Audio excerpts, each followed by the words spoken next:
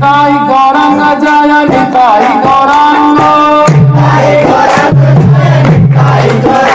কিন্তু ঘরে লোকজন এলে মালা চন্দন পরায়, তারপরে খাওয়া দাওয়া বা যা কিছু। কিন্তু চৈতন্য চরিতামৃতে বা অন্যান্য শাস্ত্রে আমি দেখেছি মালা চন্দনটা পরে, তাম্বুল খাওয়া দাওয়ার পরে তাম্বুল, তাম্বুলের পরে মালা চন্দন। এখানে দেখেন খাওয়া দাওয়ার পরে চন্দন পরালেন নিত্যানন্দ প্রভুকে, আর পুষ্পমালা। আমি ওইটা মায়াপুরে করি বছরে একবার। আমি এই গৌর পূর্ণিমার সময় সমস্ত জিবিসি যারা ইস্কনের ঊর্ধ্বতন পরিচালক মণ্ডলী, তাদেরকে ইনভাইট করে প্রসাদ পাওয়াই। আর প্রসাদ মানে ফিস্ট। কি ফিস্ট জানেন? মাত্র 6খানা আইটেম থাকে।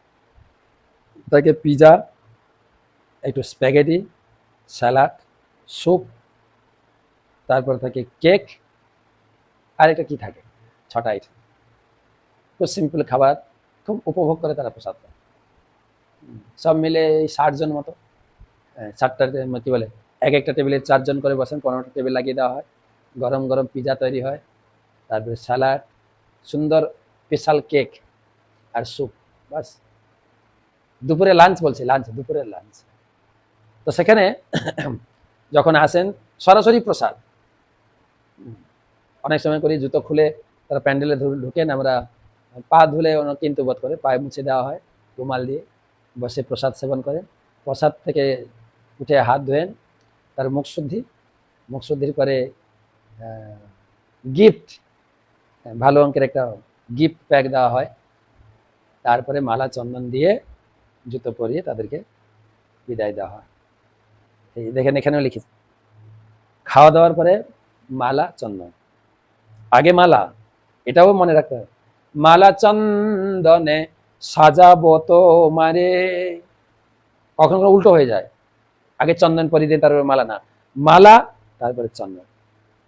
এটাও শিখতে হবে। আর এটা এখনকার দিনে তো আর মালা চন্দন উঠে গেছে, ঘরে ঢুকে গেলে একটু সেন্ট স্প্রে আর একটা গোলাপ ফুল ধরিয়ে দেয়, বাস। কেননা মালা পরতে অনেকে হিজিবোধ করে, যেহেতু। আবার অনেকে বলে মালা পরা মানে বিয়ে হয়ে গেল। মালা পরে না, ওই একটা করে গোলাপ বা সিজনারি ফুল যেটা থাকে, আর একটা স্প্রে। কিন্তু এনে মালা না পরে বুটেক দিতে পারে, কিন্তু চন্দনটা রাখুন, পিওর চন্দন। কিছু কিছু ঘরে আবার যাই চন্দন না দিয়ে তিলক গুলিয়ে দেয়, পরা যায় নাকি? তিলক পরে দিতে কাদার মতো হয়ে থাকে। চন্দনের একটা উপকার, শীতলতা, শরীর মন ঠান্ডা রাখে চন্দন পড়লে। মালা চন্দন হয়েছে, এবারে তাম্বুল। সেবক তাম্বুল লইয়া করে সমর্পণ, হাসিয়া হাসিয়া প্রভু করে চর্বণ। তাম্বুল মানে পান হতে পারে, বিভিন্ন প্রকার মশলাদার, মৌরি, বিভিন্ন তাম্বুলের জিনিস বেরিয়েছে, তবে এগুলো নেশা জাতীয় নয়। 3টা মালা চন্দল তাম্বুল, শেষ যে আছিল শ্রীহস্তে প্রভু তাহা সবাকারে বাটি দিল। এবারে মালা চন্দন তাম্বুল যা ছিল সবাইকে বেটে দেওয়া হলো। আনন্দিত রঘুনাথ প্রভুর শেষ পাইয়া, আপনার গণ সহ খাইল বাটিয়া। 4টা মহাপ্রসাদের ভাঁড়, 2টো নিত্যানন্দ প্রভু, 2টো গৌরাঙ্গ মহাপ্রভু। তো একটা রঘুনাথ নিয়েছিলেন, সেটাতে নিয়ে তার বাড়ি থেকে যতজন লোক এসেছিলেন অল্প অল্প করে বেটে দিলেন। এই তো কহিল নিত্যানন্দের বিহার, চিড়া যদি মহোৎসব নামে খ্যাতি যার। প্রভুর বিশ্রাম কইলা যদি দিন শেষ হইল, রাঘব মন্দিরে তবে কীর্তন আরম্ভিল। ভক্ত সব নাচাইয়া নিত্যানন্দ রায়, শেষে নৃত্য করে প্রেমে জগত ভাষায়। মহাপ্রভু তার নৃত্য করেন দর্শন, সবে নিত্যানন্দ দেখে না দেখে অন্যজন। সন্ধ্যার সময় রাঘবের বাড়িতে সন্ধ্যা আরতি কীর্তন শুরু হয়েছে, আর এত সুন্দর নৃত্য করছেন, যার নৃত্য দেখার জন্য পুনরায় মহাপ্রভু পুরী থেকে এসে গেছেন। সেটা কেবল নিত্যানন্দ প্রভু দর্শন করছে যে মহাপ্রভু এসেছেন, আর কেউ দেখেনি। নিত্যানন্দের নৃত্য যেন তাহার নর্তনে, উপমা দিবার নাই এ 3 ভুবনে। নিত্যানন্দ প্রভু যে কত সুন্দর নাচছিলেন, কোনো কিছুতে উপমা দিয়ে বোঝাতে পারবো না। নৃত্যের মাধুরী কেবা বর্ণিবারে পারে, মহাপ্রভু আইসে যেই নৃত্য দেখিবারে। নৃত্য করি প্রভু যবে বিশ্রাম করিলা, ভজনের লাগি পণ্ডিত নিবেদন কইলা। নাচার পরে রাঘব পণ্ডিত বলেন, প্রভু চলুন প্রসাদ রেডি। ভজনে বসিলা প্রভু নিজ গণ লইয়া, মহাপ্রভুর আসন ডাহিনে পাতিয়া। নিত্যানন্দ সবসময় তিনি বসলেন ডান দিকে মহাপ্রভুর জন্য একটা প্লেট, একটা আসন রাখলেন। মহাপ্রভু আসি সেই আসনে বসিল, দেখি রাঘবের মনে আনন্দ বাড়িল। রাঘব দেখতে পেয়েছে আরে মহাপ্রভু এসে গেছেন। নানা প্রকার পিঠা পায়স দিব্য সাল্লান্ন, অমৃত নিন্দয়ে জয়ছে বিবিধ ব্যঞ্জন। কি রান্না হয়েছিল? শালি ধানের অন্ন, পিঠা পায়েস, নানা রকম পিঠা। আগে ছিল পিঠা, এখন নাম হয়ে গেছে কেক, বার নতুন নাম। রাঘব ঠাকুরের প্রসাদ অমৃতের সার, মহাপ্রভু যাহা খাইতে আইসে বারবার। মহাপ্রভু বারবার এসে রাঘবের বাড়িতে খেয়ে যান, আজকেও এসেছেন। পাক করি রাঘব যবে ভোগ লাগায়, মহাপ্রভু লাগি ভোগ পিতয়ে বাড়ায়। প্রতিদিন মহাপ্রভু করেন ভোজন, মধ্যে মধ্যে প্রভু তারে দেন দর্শন। রাঘব তার বাড়িতে মনে হয় মদন মোহন বিগ্রহ আছেন এখনো।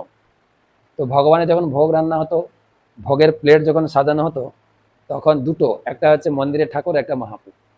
আর প্রতিদিন এসে মহাপ্রভু সেই ভোগ গ্রহণ করতেন, রাঘবের ভোগ লাগানো ভোগ। তিনি কখনো কখনো দর্শন দিতেন, কখনো কখনো দর্শন দিতেন। দুই ভাইরে রাঘব আনি পরিবেশে, যত্ন করি খাওয়াই না রহে অবশেষে।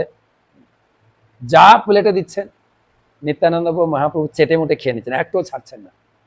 কত উপহার আনেন কেহ হেন নাহি জানি, রাঘবের ঘরে রান্ধে রাধা ঠাকুরানী। কত আইটেম এবং সুস্বাদু আইটেম বানানো, কি বলবো। আর যা এনে দিচ্ছেন মহাপ্রভু, নিত্যানন্দ খাচ্ছে। কেন? রাঘবের বাড়িতে খাওয়াটা অমৃতের মতো টেস্ট হতো। কেন? রাধারানী এসে রান্না করতেন স্বয়ং। আর রাধারানীর উপরে বর আছে, কার বর জানেন? পড়েন দেখেন, দুর্বাসার ঠাঁইতে পাইয়াছেন বর, অমৃত হইতে পাক করি অধিক মধুর। সুগন্ধি সুন্দর প্রসাদ মাধুর্যের সার, দুই ভাই তাহা খাইয়া সন্তোষ পার। ভজনে বসিতে রঘুনাথে কহে সর্বজন। এই রঘুনাথ আসো বসো। পণ্ডিত কহে ইহা পাছে করিবে ভজন। রাঘব পণ্ডিত বলছে না না রঘুনাথ এখন বসবে না, এখন না, তুমি শেষে খাবে। কেন? শেষে মহাপ্রসাদ পাবে। এটা একটা মনে রাখতে হবে। কিন্তু আগে তো খেতে বসে যান, তার মানে ঠাকুরকে যেরকম ভোগ লাগানো হয় তারপর তো প্রসাদ হয় না। তাহলে আপনার খাওয়ার পর পুরো প্রসাদটা মহাপ্রসাদ হয়ে গেল, আপনার উচ্ছেষ্ট সবাই খাবে সেই বিচার অনুযায়ী। আমাদের গ্রামে একজন পণ্ডিত বলতো সব কথায়, বলে আগে যেও না তো, এত তাড়াহুড়া কিসের? কপালে যদি থাকে তুমি পাবে। সবাইকে খেতে দাও, আমরা সবার শেষে খাবো। আগে গেলে বাঘে খায়, পরে গেলে সোনা পায়। পরে খাও। এইখানে দেখছি রঘুনাথ শেষে খাবেন। কেন? সবার উচ্ছিষ্ট শুধু না, নিত্যানন্দ মহাপ্রভুর উচ্ছিষ্ট পাবে। আগে খেয়ে পেলে পাবে না, আগে তো আপনার উচ্ছিষ্ট সবাই খাবে। এটা বাড়িরও পরিপাটি ছিল। স্বামী আগে প্রসাদ পাবেন বা খাবার খাবেন, তার উচ্ছিষ্ট সতী নারী পাবেন সবার শেষে। এখন তো একসঙ্গে খায় ফ্যামিলি। ভক্তগণ আকণ্ঠ ভরিয়া করিল ভজন, হরি ধ্বনি করি উঠি কইলা আচমন। ভজন করি দুই ভাই কইলা আচমন, রাঘবানী পরাইল মাল্য চন্দন। বিড়া খাওয়াইলা কইলা চরণ বন্দন, ভক্তগণে দিলা বিড়া মাল্য চন্দন। রাঘবের কৃপা রঘুনাথের উপরে, দুই ভাইয়ের অবশিষ্ট পাত্র দিলা তারে। কহিলা চৈতন্য গোসাই করিয়াছেন ভজন, তার শেষ পাইলে তোমার খণ্ডিবে বন্ধন। রাঘব বললেন দেখো তোমাকে কেন শেষে খেতে বললাম বলে দেখো তো, এই দুই ভাই মহাপ্রভু নিত্যানন্দপুর মহাপ্রসাদ তোমাকে দেব। আর এই মহাপ্রসাদে তোমার যত সংসার বন্ধন আছে, বারে বারে ঘর ছেড়ে পালিয়ে যাও ধরে আনে তোমার বাবা মা, এই বন্ধন তোমার খুলে যাবে। আর কেউ তোমাকে ধরবে না, তুমি অনায়াসে মহাপ্রভুর চরণে পৌঁছে যাবে।